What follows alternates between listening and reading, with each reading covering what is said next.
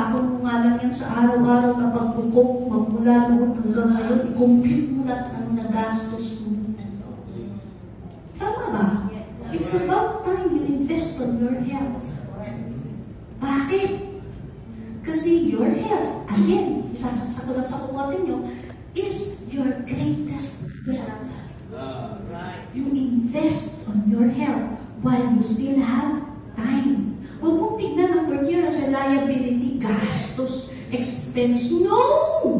It's not an expense. It's actually an investment.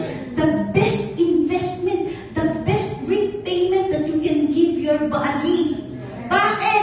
Kung ilang taon ka ngayon, that's how long you have been using and abusing your body. Tama mali?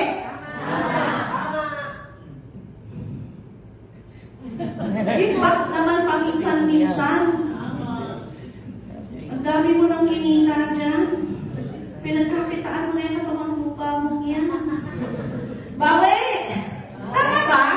Yes! Sa about time you make bawi. Unahan lang yan. Bawian mo yung katawan mo. Bawian ka ng katawan mo.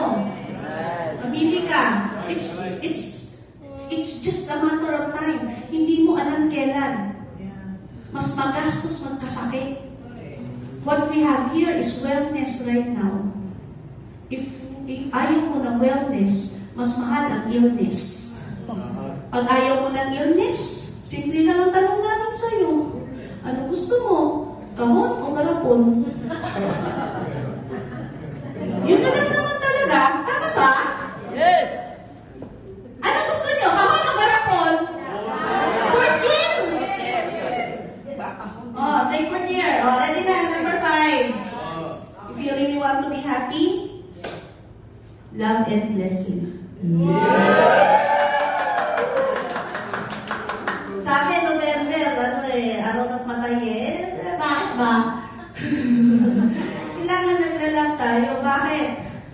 This business is all about reaching out and touching lives.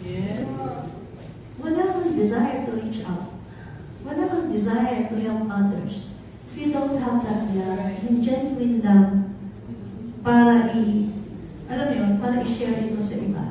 Hindi mo ito i-share ng basta lang nang wala kang concern sa kanila. Tama ba? Kaya dapat endless yung love mo kasi the more you help others, the more you will. So anyway, the more you help others, the more you will.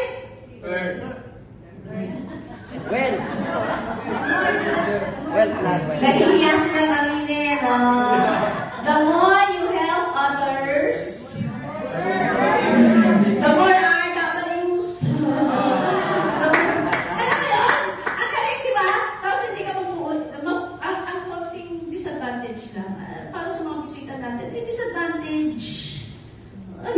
Lahat positive. Hindi, ini-negative ko kayo ngayon. Ini-negative ko kayo ngayon. Alam niyo bakit? Bakit? Pag nag-relay ka, hindi mo maubos yung ngayon, yung kahapon, meron na naman ngayon. Oo, kasi araw-araw, tama ba? Tama ba naman? Hindi ka mag-atay ng isang buwan. Unless kung isang buwan ka magtatrabaho.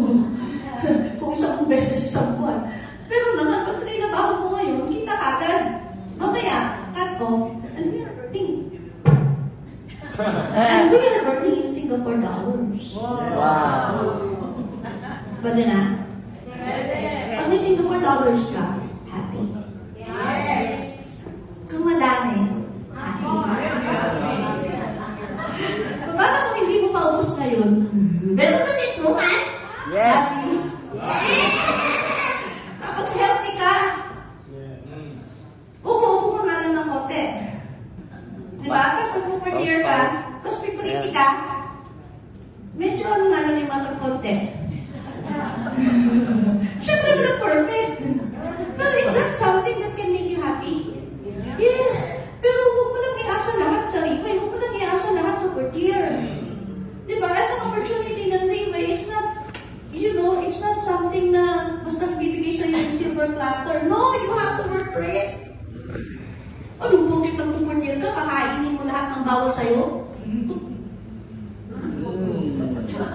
Malayo lang kami. Tama ba? Huwag mong gawing esensya ang Portier to do things that you should not be doing. Correct? Yung kung Portier naman ako. Ano yung sigarilyo? Tapos mamaya, iinom ng apat na ano. Kalukuhan mo, parang gusto mo maglinis ng bahay. Tapos habang naglilinis ka, dinudumihan mo rin. Huwag mo sabihin na camera. Okay? You need to help your body rin naman. Kasi bakit? Ang Portier, hindi siya medicine. O, teka lang ha. Hindi siya medicine, hindi siya gamot, at hindi pwedeng gawing gamot sa maguri ng sakit. Oo nga! Ano ang Portier? Ano ba ang stem cells? Ang stem cell, ito yung pinaka-advanced when it comes sa... ang Portier is the most advanced when it comes sa oral and cell technology. Ngayon, ang trabaho nito is to empower your body to function at its best. Example, puso. Hindi yung pusong sawi. Yung puso may diferensya. Ang ginagawa ng stem cell, when you take Portier, okay, kaya ka magiging happy. Ang ginagawa niya, tuturuan niya yung puso mo, yung puso.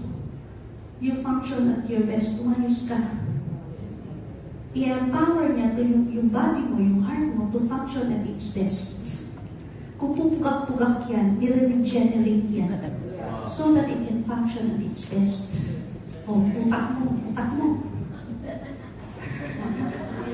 Parang ang pangit pag sinabi, utak mo.